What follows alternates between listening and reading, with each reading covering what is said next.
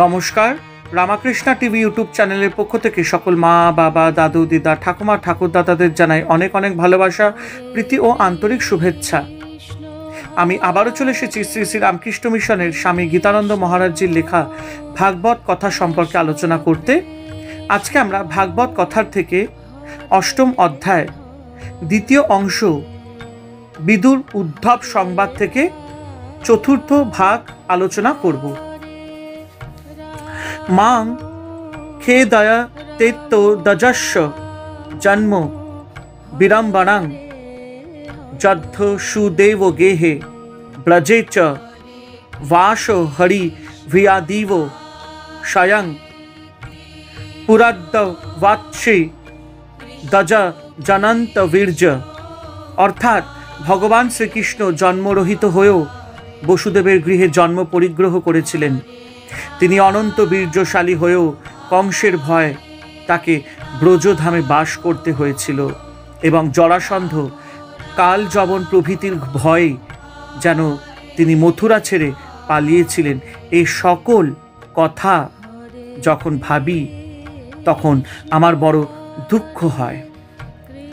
দুনতি চেত স্মরত মমৈ তদ যদাহ পাদা বভিবন্দ পিত্র তাতম্ব কাংসা দুরো শঙ্কিতানাং প্রসিদতং নৌহ কৃত নিষ্কৃতি নাম।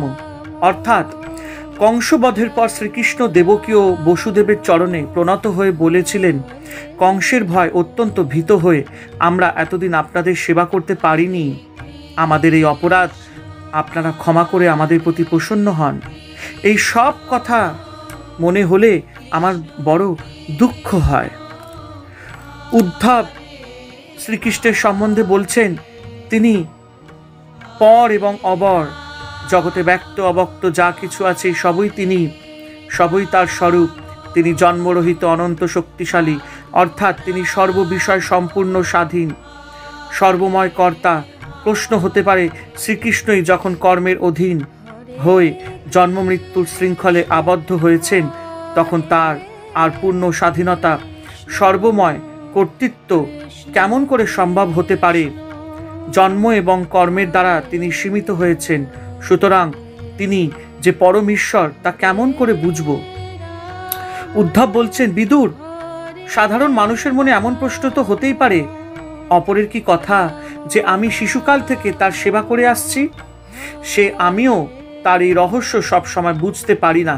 তাই শ্রীকৃষ্ণের কারাগারে জন্ম, শত্রু ভয়, ব্রজে বাস, বিনীত বালকের মতো মাতা পিতার কাছে ক্ষমা প্রার্থনা, এসব কথা যখন ভাবি তখন আমি একেবারে বিহ্বল হয়ে পড়ি। জন্মহীনের জন্ম, অভয়প্রদের ভীতিভাব, ক্ষমাশীলের ক্ষমা প্রার্থনা, আমি মনে প্রাণে জানি কৃষ্ণ স্বয়ং ভগবান, তিনি সুখ দুঃখের অতীত। তবুও তার এই সব দুঃখ কষ্টের চিন্তায় আমি অত্যন্ত ব্যাকুল হই, আমার বড় কষ্ট হয়। কোবা আমুসাংঘিঘ্র সরজরেণং বিস্মর্তু মিশিত পুমানো বিজিঘ্রান যো বিস্ফুরুদো ভ্রু বিটপেন ভূমির ভার কৃতান্তেন তিরশ্চকার। অর্থাৎ যার ভ্রুকটাক্ষে পৃথিবীর ভার স্বরূপ সমস্ত অসুরকুল নিহত হয়েছে, তার শ্রীচরণে এক কণা ধুলিও যে একবার সেবা করেছে, সে কি কখনো তাকে ভুলতে পারে? অতএব হে বিদুর, বলতো আমি কেমন করে তার কথা ভুলতে থাকব? এ হচ্ছে ভগবানের যথার্থ ভক্ত এবং তথাকথিত ভক্তের মধ্যে পার্থক্য। যথার্থ ভক্তের সমস্যা, কি করে তিনি ভগবানকে ভুলে থাকবেন? তাহলে ভগবত বিচ্ছেদের দুঃখ অত্যন্ত কিছুটা ভুলতে পারবেন। শ্রী রামকৃষ্ণদেব বলতেন, ভগবানের বিচ্ছেদ গামছা নিংড়ানোর মতো, হৃদয় কষ্ট হয়। তাই যথার্থ ভক্ত ভগবানকে ভুলে থাকতে চান। আর তথাকথিত ভক্তের সমস্যা হলো কি করে সর্বদা ভগবানের কথা স্মরণ করতে পারবেন, তাহলে তিনি ভগবত আনন্দে বিভোর হয়ে থাকতে পারবেন। রূপ গোস্বামী তার বিদগ্ধ মাধব গ্রন্থে এই সম্বন্ধে শ্রী রাধিকার একটি অতি সুন্দর বর্ণনা দিয়েছেন। প্রত্যারিত মুনি খানাং বিষয়ত যস্মিন্মো নো ধীৎসতে বালাস্য বিষয়েষু ধীৎসতি তত প্রত্যাহরন্তি মনা যস্য স্ফূর্তি লবায় হন্ত হৃদয় যোগী সমুৎকণ্ঠতে মুগ্ধয়ং কিল পশ্য তস্য হৃদয়ান্নিষ্ক্রান্তি মাকাঙ্ক্ষাতি। কি আশ্চর্য! মুনিগণ বিষয় থেকে মনকে প্রতিনিবৃত করে ক্ষণকালের জন্য যে শ্রীকৃষ্ণে মনকে নিয়োজিত করতে ইচ্ছা করে, এই বালিকা শ্রীরাধা কিনা সেই শ্রীকৃষ্ণ থেকে মনকে প্রতিনিবৃত্ত করে বিষয় নিয়োগ করতে ইচ্ছা করছে।